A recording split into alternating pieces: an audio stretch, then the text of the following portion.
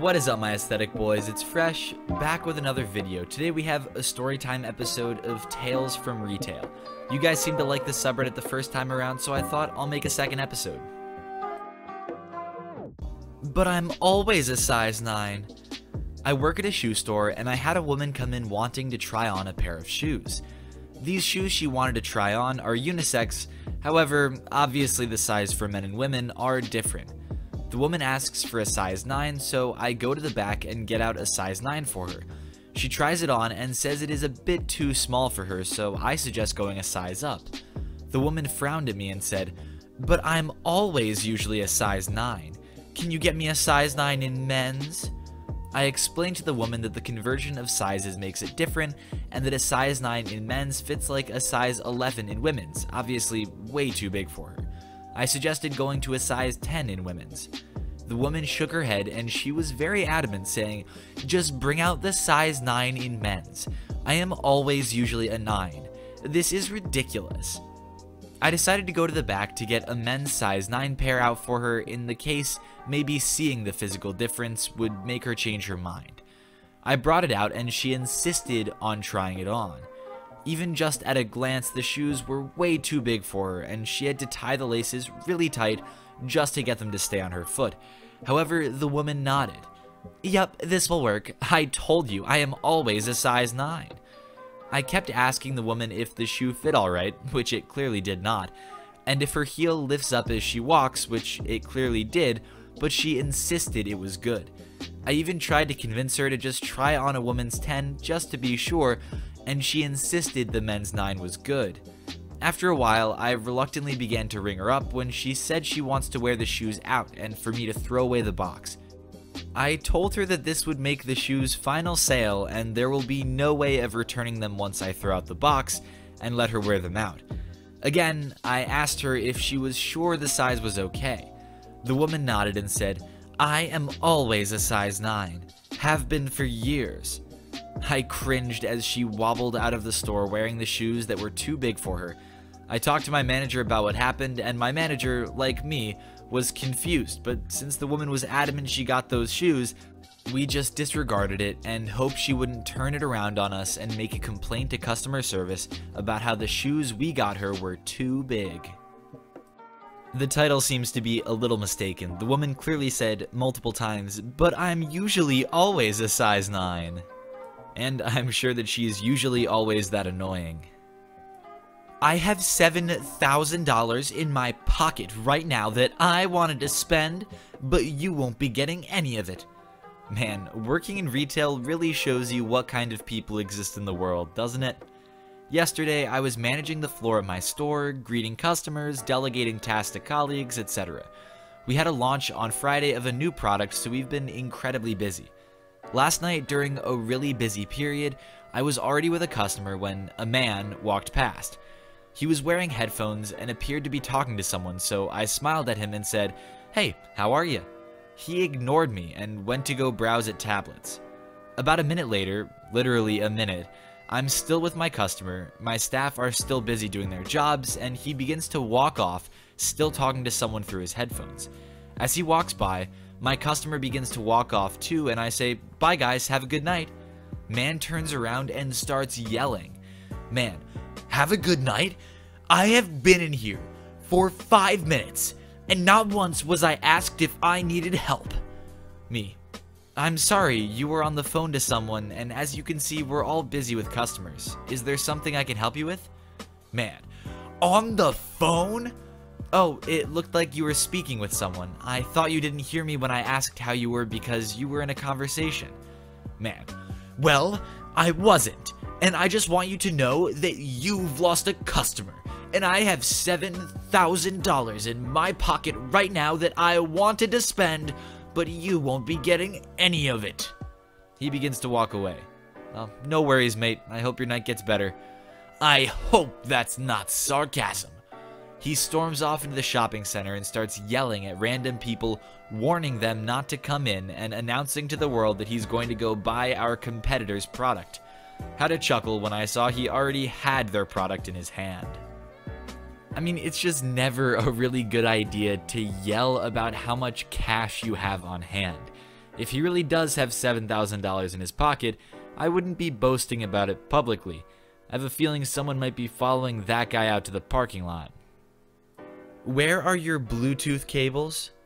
I used to work at an electronics store, and one day a customer came in asking me where the Bluetooth cables are stored. Confused, I asked the customer what they are planning to use it for. C is customer, M is me. C, that's not your concern. Me, okay, well, we have USB Bluetooth adapters which you can use with your computers, and aux adapters to turn your non-Bluetooth hi-fi into a Bluetooth one. C, that's not a Bluetooth cable. Me, thinking that the customer was referring to aux, I take him to the leads. C, where does it say that it's a Bluetooth cable? C, I want a Bluetooth cable. I want to speak to someone that knows what they're talking about. I am an audio engineer and have been for over 30 years, and I demand you show me where the Bluetooth cables are. Me, I'm sorry, sir, but we won't be able to help you on this occasion as we don't sell Bluetooth cables. C, I want to speak to your manager. My manager said that we don't sell Bluetooth cables as well, and the chap walked out. Like with the shoe lady, the customer is not always right, especially when they're asking for a product that definitely doesn't exist. Being nice equals free drinks. Got plenty from over the years, but here's one about the time being nice scored me some free drinks at the club. So I work in retail liquor, and a few years ago I was busy being bored out of my skull on a slow Saturday afternoon in a small store. Finally, after nearly an hour between customers, a young gentleman walks in and attempts to purchase a 6-pack of pre-mixed bourbon and cola cans. I check his ID. Policy is to check anyone who looks under the age of 25. He was 22. Everything's cool. Tell him the price is $22. His face drops. Customer, I've only got a 20 on me. Turns out he was on his way home, another 20 minutes away, after a day at the beach with his mates, and all he had in his pockets was his ID, car keys, and $20. We had a small jar where we kept loose change we found in store, so I thought I'll be nice. Me, no worries, mate. Found $2 on the floor earlier. I'll chuck it in for you. His grin cracked his face as he thanked me and shook my hand vigorously before leaving. So I close up after a couple of hours, go home, get changed, and hit the town with my mates. Feeling good, a few drinks in me, when suddenly I hear a shout. See, Bottle-o! In Australia, liquor shops are nicknamed Bottle-os. Guy!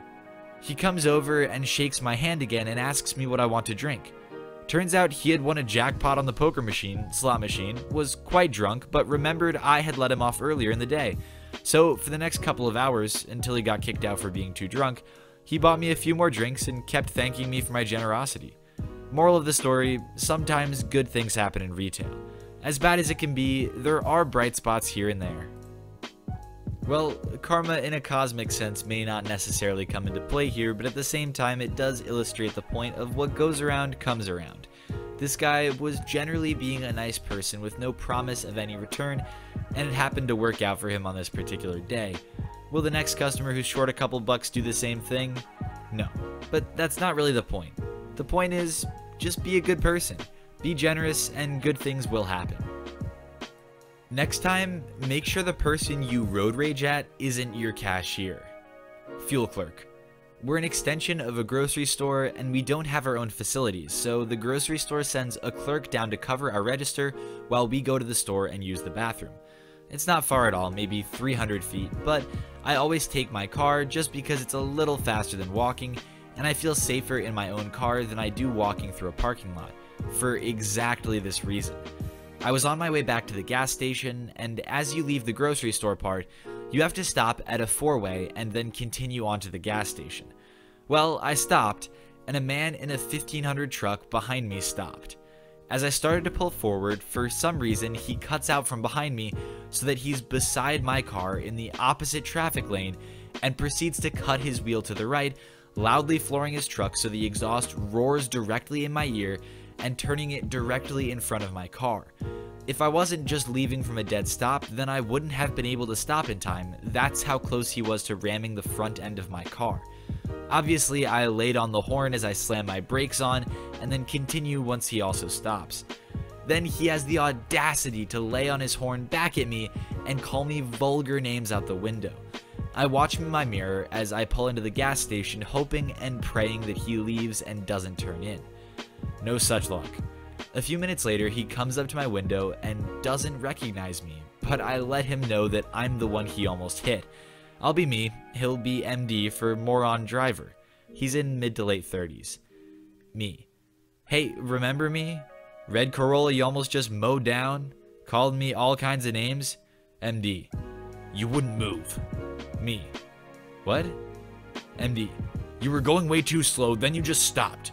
I tried to go around you, and then you decided you wanted to move again. More colorful words were used. Me. That's because that's a four-way stop. You have to wait your turn and stop. MD. Oh. My bad. Me. Yeah. MD. Casually leaves like nothing happened. It's remarkable how quickly that man backed off when he had to actually talk to the person that he was incredibly rude to and almost hit, because now he couldn't hide behind his large car. Go figure. Why do you have to eat? Stories of my seasonal cashier jobs, Part 1. First, a little backstory. I live in a small town in Turkey. A seasonal town, very crowded in summertime. Job opportunities are mostly only seasonal, like 4 months, maybe 5 months tops. Last summer, I was hired as a seasonal cashier at a large market. It was so crowded. I worked there before, but for the first time, I saw that it was so crowded. I can't even breathe. As cashiers, we often took breaks because when you get tired and confused, you can give out the money more than you should have. I'm not sure how to translate that. I'm trying to say that you give more money accidentally, and when you do that, it comes out of your pocket. So essentially, OP is concerned about giving wrong change. We usually work with 12 cashier desks and 25 cashiers, and we constantly relocate each other and send each other to breaks so we can stay focused. You get the idea. So this particular day, it was like hell. Lunch breaks are delayed due to crowds. All the cashiers are basically running around to get cigarettes, etc. We're dying. Our cashier chief comes and hangs up the warning message to close my cashier desk so I can go for my lunch break and another cashier replaces me. People who were waiting in line were not happy, but they had to leave, so they did. I took a deep breath and got up, just turned my back to go. At this point, I'm 5 minutes away from fainting. Some crazy woman basically yelled at me and I froze immediately. I turned around and this woman is standing in front of the signboard with products in hand. Conversation continues as follows. Me. Did you yell at me? I was shocked. Everyone was staring at us and I hadn't done anything wrong at all. Customer. Where do you think you're going? Me. I'm taking a lunch break? Another cashier will come and open here if you can wait a minute. Customer. Checks the time. What lunch? It's 4 p.m.? Me. Yeah, it's crowded. I didn't have time to eat, so I tried to turn around and go away. Big mistake. Customer. Where are you going? Open here now. Throws a wafer on my back. Everyone gasps. Me. What the? Customer. Here, eat that wafer. You don't have to eat anyway. You're already fat enough. Sit down and do your work. An old man waiting at the other line approached the woman. Old man. Lady, what are you doing? Stop this. She's tired. You're embarrassing yourself. Customer. I want to talk to your manager now. Me. Rolls eyes. Yeah, sure. Whatever you say. Cashier chief comes to the noise. Cashier chief. I told you to go to lunch 10 minutes ago. Why are you still here? Me. Waved my hands toward the woman. This customer said I shouldn't eat and kept me here. Old man. She threw a wafer at your employee's back and told her to eat that. These spoiled women. Me. Yeah, that too. Cashier chief. What's the problem, ma'am? Customer. Other lines are too long. I do not want to wait. Open here and get my job done. Otherwise, I will write a complaint letter about every single one of you. Cashier chief. If I don't fix the needs of my cashiers, especially those that are starving, I can't sleep at night. You are free to write your complaint. Now please go to the other queue or leave the store. She looked at the crowd and threw all the products she's holding and stormed out the store shouting, "I'm suing all of you, blah blah blah." Imagine thinking that your needs were that much important than the needs of others. While this story does have some kind of r/that happened elements, I think the majority of those elements are derived from the language barrier more than anything else. The situation itself actually seems quite believable, and given the reaction and support that it's garnered within that Reddit post, it seems that other people have had similar things happen to them as well. It's great that the manager was at least able to defend the employee, as so often it's the case that the manager will end up taking the customer's side. Thank you to everyone who watched this video. Be sure to subscribe for more daily Reddit content. Drop a like if you liked the video, and I will see you all tomorrow.